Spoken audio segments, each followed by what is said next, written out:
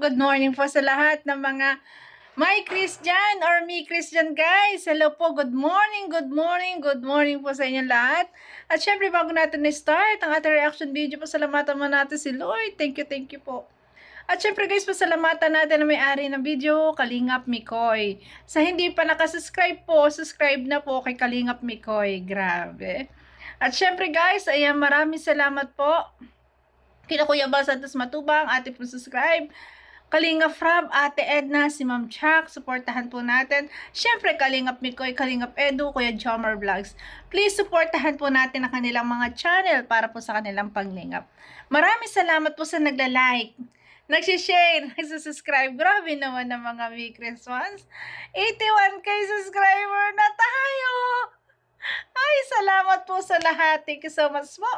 Kunti-kunti na lang at mapupunuan din natin ng 100k subscriber. Salamat sa sumasama sa journey ko. At kung ikaw hindi ka pa nakasubscribe, subscribe ka na. Sige na, sama ka na sa journey ko.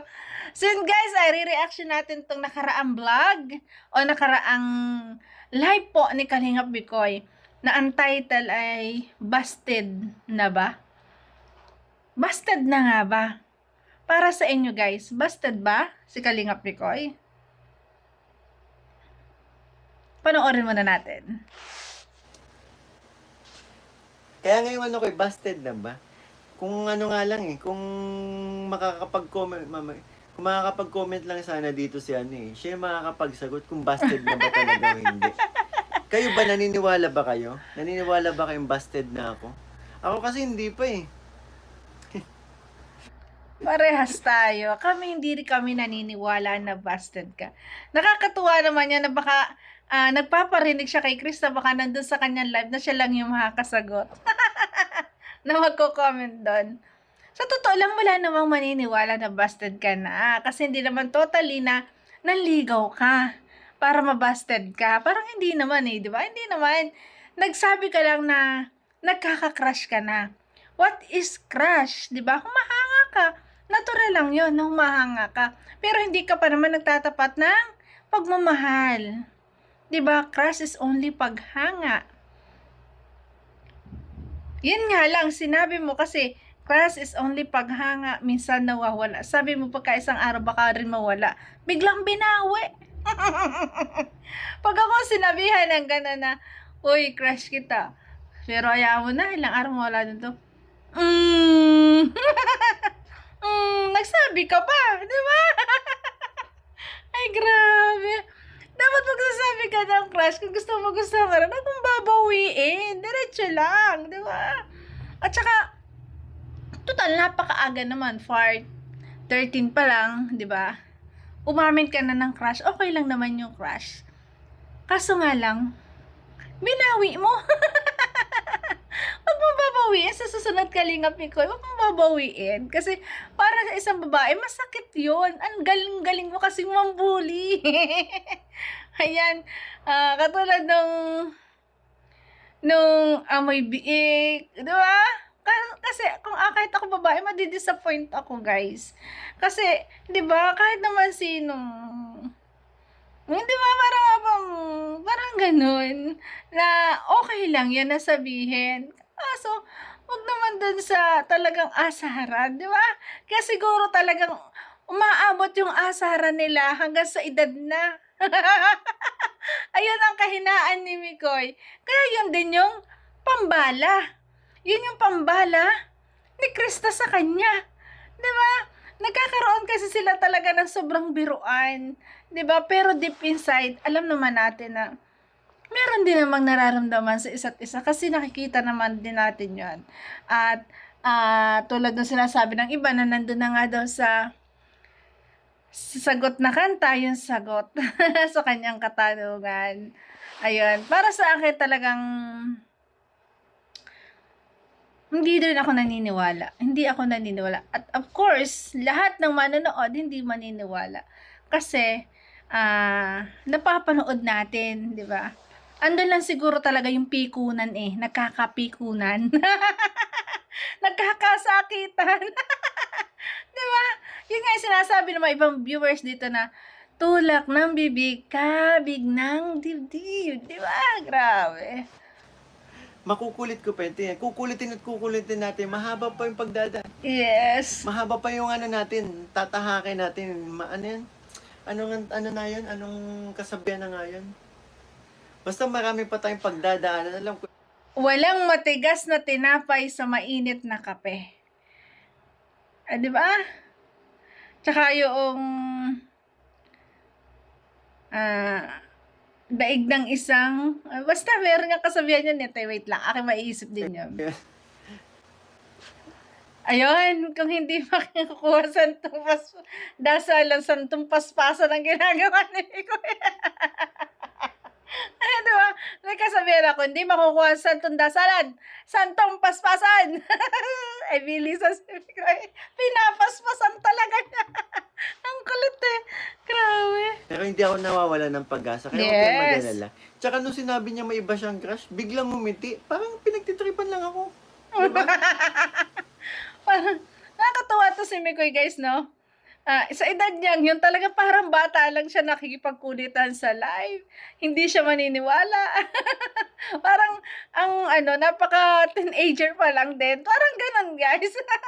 Kasi ang kulit-kulit niya. Tapos, yung edad niya, hindi bagay sa kanya. Di ba? Lalo't sa kanyang baby face na mukha. Di ba? Grabe. Kaya huwag kayong malungkot. Ako nga hindi ako nalulungkot eh. Yes.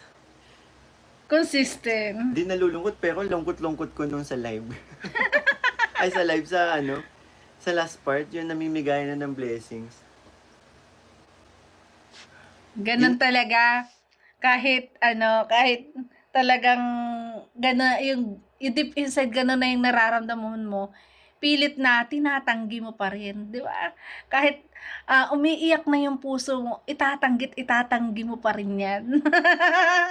Kasi, di ba? Takot kang masaktan na alam ng iba, gusto mo sa'yo na lang. Ay, grabe. Nantiyan ka lang ni Vivi Chris sa kasing last vlog. Binawi. Oh. Ayun, Siguro binawi mo nga. kasi. Tama. Ganda naman kasi ng babae ngayon. Ganda ng papa. Sino nga naman papaamin? Malaking hindi. Ayan, sabi bata. Oo nga naman. Sa pag tawag dito, pag 18 pa.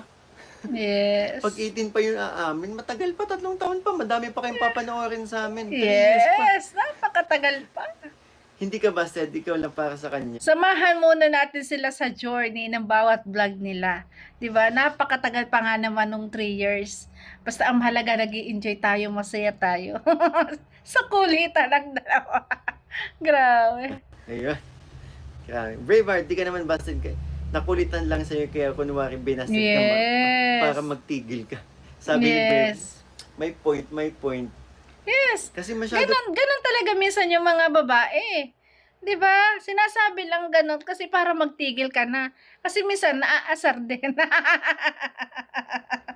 Ay, grabe pa. Ulit-ulit kasi minsan din si Kalingap ko no?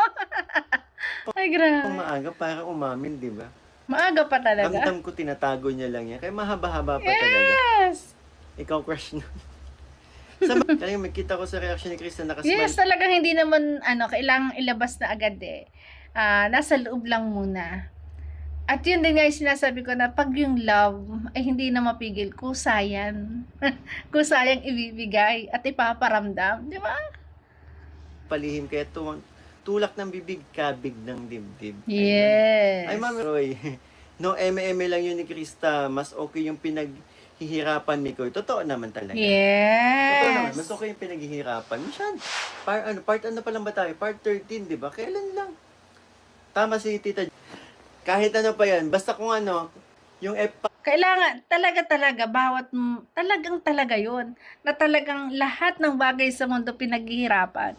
Lalo na sa babaeng minamahal mo. Di ba? Paghihirapan mo para maging iyo. Paghihirapan mo para mapasagot mo. Di ba? episode na Para kasi si Chris ay babaeng na hindi rin easy to get, no? Siya yung babae na talagang mahirap din. Kasi nga, marami din siyang pangarap sa buhay. At unang-una, iniisip niya ay kanyang pamilya. Di ba? 3 taon na kami, yun, pwede pa. Jack crush na Hindi ako naniniwala. Ngumiti po nung ano eh. After niya sinabi yun, kaya daw naniniwala. May crush yung iba.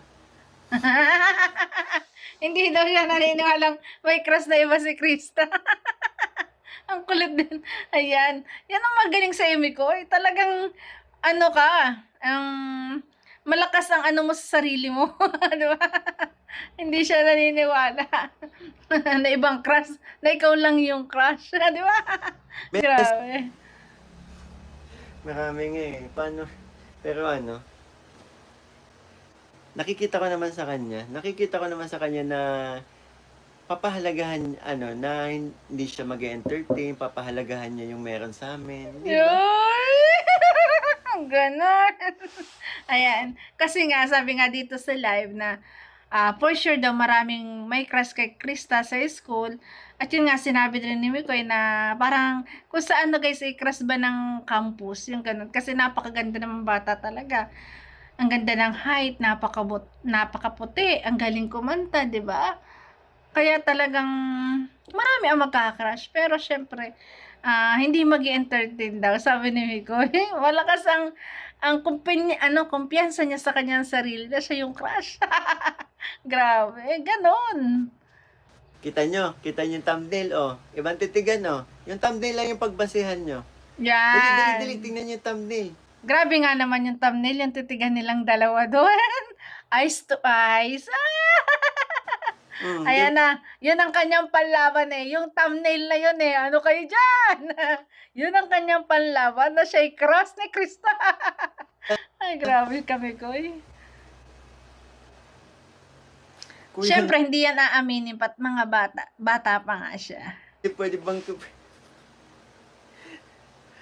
50 natatagalan yata si Tita Jem sa ano eh. Sa 100 episodes, kaya 50 episodes lang daw. Sa 100 episodes daw, ayan, magkakaanuhan na. Huwag daw naman 100, 50 episodes lang. Huwag nating madaliin, guys. Hayaan natin, di ba? Para sa akin. Kasi para ma-enjoy nila. Para makuha niya ang ugali ng bawat isa. Di ba? Para pag halimbawa, at nagkatotoong naging sila, guys, di ba? Kilala at kilala nyo ang isa't isa. Di ba? Kung alin ang hindi dapat at dapat gawin. To know each other. Hindi, To Joe, know yes, each tama, other dapat ang magtagal patambalin ang niya. stage nila ngayon. Wala nang tama nga naman. Sa kagustuhan, mas maganda Pag 18 na. Pero Kasi wala na daw aabangan. Bakit ganun yung sinagot niyo? Abuti pa ng sa episode 200. Naku, haba nito. 200. Kailan ba? May white hair na yata ako. May umalat Joke lang. naman. Dati pa naman, kung may crush na si, Dati pa naman po may crush na si, may crush. May madami na nagka-crush. Yes, Campus sa crush ganda kasi ba yun naman? si Krista. Yan, Kaya, campus crush. ano naman eh. Mas lalo na ngayon, syempre. Pag may tiyaga, may nilaga. Mas Tama, maganda marami siya pang ngayon. Pagkakataon. Kasi nami-makeover siya, di ba? Tulak ng bibig ka, biglang dibdib. Sabi lang Yan. best po. Laban mi kung magpaghinaan ng loob. Ganun talaga. Tulak ng bibig, kabig ng dibdib, di ba? Yeah, hindi ako pinanghinaan ng loob. Laban lang. Madami bang nasaktan? Then, ako hindi ako naniniwala na meron Hindi nga talaga ibang relasyon. Guys, huwag kayong masaktan. Kasi si Mikoy nga hindi siya nasasaktan. Kasi alam niya sa sarili niya na hindi siya busted. Ay, grabe. Kinukulit lang siya ni Diba? Krista. Hindi kami naniniwala, Mix. Tapos pa daw siya sa pag-aaral. To, tama naman. And ako naman ay hindi naman magmamadali. Gusto ko lang malaman. Gusto ko lang malaman eh. Kaya nang ulit tayo, gusto ko lang malaman kung siya ba'y may pagtingin din. So, ayun pala yung purpose. Hindi naman nagmamadali daw naman si Kalingap Micol. Kalingap Micol, hindi daw naman siya nagmamadali. Gusto lang niyang malaman. Gusto lang niyang malaman. Di ba? Kung si Krista ay may pagtingin din sa kanya. Ganon talaga. Hindi naman masama magtanong. Okay lang dun. At kung hindi pa masagot, si Kalingap Micol, mapasensyahin yan. Kasi nga, alam natin na iginagalang niya din si Krista, di ba? At napakabata pa. Hindi dapat persahin, intay-intay lang, di ba? Sobrang liwanag ng gabi. Basta ang mahalaga, may mga vlog sila na napapanood tayo na masaya sila. 'Di ba? Bonus sa atin na maging sila. Basta tayo happy pag silang dalawa ay nag-vlog. 'Di ba? At doon sa ginagawang vlog nila, sa palagi nilang ginagawang vlog, doon nating makikita ang magiging resulta pagdating ng tamang panahon at tamang oras. Kasi doon talagang magkakahulugan ang loob nila, for sure, magiging sila. Diba? So yun guys, thank you for watching. Ayan, tama si Kalingap Picoy. Intay-intay lang at huwag tayong magtampo sa kasagutan ni Krista. At alam natin na talagang binubuli lang doon si Kalingap Picoy na may ibang crush. Kasi kung si Kalingap Picoy nga, consistent siya na siya yung crush. Diba? Kaya tayo din. So yan guys, maraming salamat sa lahat na nag-like, nag-share, nagsusubscribe kay Trending Pia. Oy, ikaw dyan, baka hindi ka pa nakasubscribe, subscribe ko na kay Trending Pia para kasama kita sa 100k subscriber journey ko. Thank you so much guys, I love you.